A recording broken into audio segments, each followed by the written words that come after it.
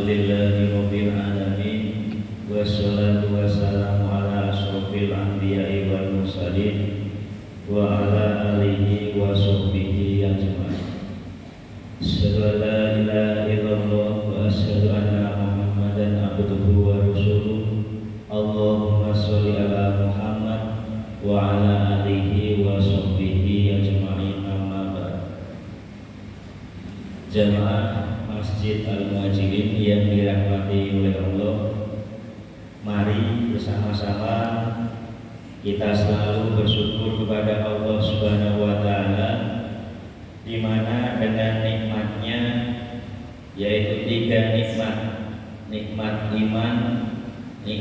iman, dan nikmat kesempatan dan juga kesehatan, kita masih bisa sholat subuh berjamaah di masjid kita tercinta ini tanpa suatu apapun. Kita tahu saudara kita yang lain seperti di Demak sekarang banjir lagi. Kemudian saudara kita yang paling jauh yaitu saudara kita di Palestina, mereka ingin sholat berjamaah saja, masjidnya runtuh dan hanya bisa sholat di samping masjidnya. Ini menjadikan kita lebih bersyukur kepada Allah Subhanahu wa taala. Kita tidak ada halangan apapun, namun terkadang kita masih kalah dengan kemalasan kita, dengan bisikan-bisikan setan, sehingga kita terkadang masih terlelap tidur di rumah. Sholawat salam kita aturkan kepada suri tauladan kita Nabi Muhammad Sallallahu Alaihi Wasallam, di mana dengan ajaran beliau yaitu Al-Quran dan As-Sunnah menjadikan kita lebih terarah, menjadikan kita mendapatkan petunjuk, dan insya Allah akan melaksanakannya secara semaksimalnya.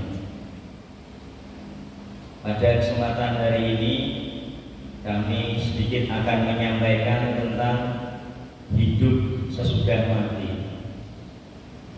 Mungkin sudah sering dibacakan oleh ustadz-ustadz atau kultum selama Ramadan ini dalam surat Al-Ankabut ayat 57. A'udzu billahi minasy syaithanir rajim. Kullu nafsin dha'iqatul maut. Bahwa kita tahu semua yang bernyawa ini akan mati. Namun terkadang apa tahap berikutnya setelah kita mati? Apa yang terjadi?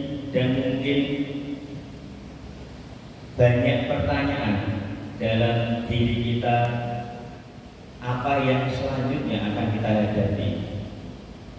Maka dalam hadis riwayat Bukhari juz 2 halaman 102 dijelaskan Rasulullah SAW bersabda, ketika seorang hamba ini diletakkan di dalam kubur, kemudian ditinggalkan oleh para peziarah, hamba ini masih bisa mendengar langkah kaki peziarah. Kemudian akan didatangi 2 malaikat. Malaikat ini akan mendudukkan si mayat ini. Setelah itu akan ditanya, apa yang engkau ketahui tentang laki-laki ini? Apabila hamba ini atau mayat ini seorang mukmin, maka akan menjawab, dia adalah utusan Allah, dia Nabi Muhammad SAW. Kemudian malaikat akan menjawabnya, tempatmu neraka telah diganti Allah dengan tempatmu di surga. Namun apabila hamba ini seorang kafir atau munafik, dia hanya akan menjawab, saya tidak mengenal laki-laki ini. Kemudian malaikat akan mengambil besi dan memukulkannya di kepala. Kemudian si mayit orang kafir atau munafik ini akan berteriak sekeras-kerasnya dan akan didengar oleh semua makhluk kecuali jin dan manusia. Dari hadis yang sangat panjang tadi kita tahu bahwa semua yang kita sayangi di dunia ini setelah kita meninggal, mereka akan meninggalkan kita. Setelah kita dimasukkan ke liang lahat dan ditimbun dengan tanah, mereka akan meninggalkan kita. Kemudian yang kedua, kita tahu bahwa setelah kita ini meninggal akan ada tahap berikutnya, yaitu siksa kubur. Apabila kita tidak mempersiapkan amal-amal kita,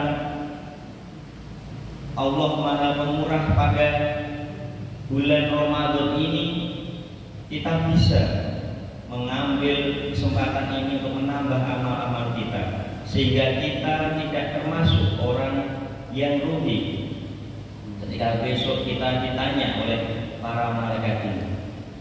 Kemudian yang terakhir, mari kita saling ingat mengingatkan dengan rasa kasih sayang apabila ada saudara kita yang mungkin lalai terhadap petunjuk dari Allah. Mungkin itu sedikit yang dapat kami sampaikan pada kesempatan pagi hari ini.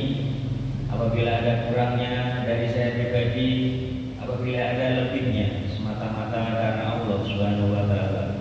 Biqaulihi wal hidayah. Assalamualaikum warahmatullahi wabarakatuh.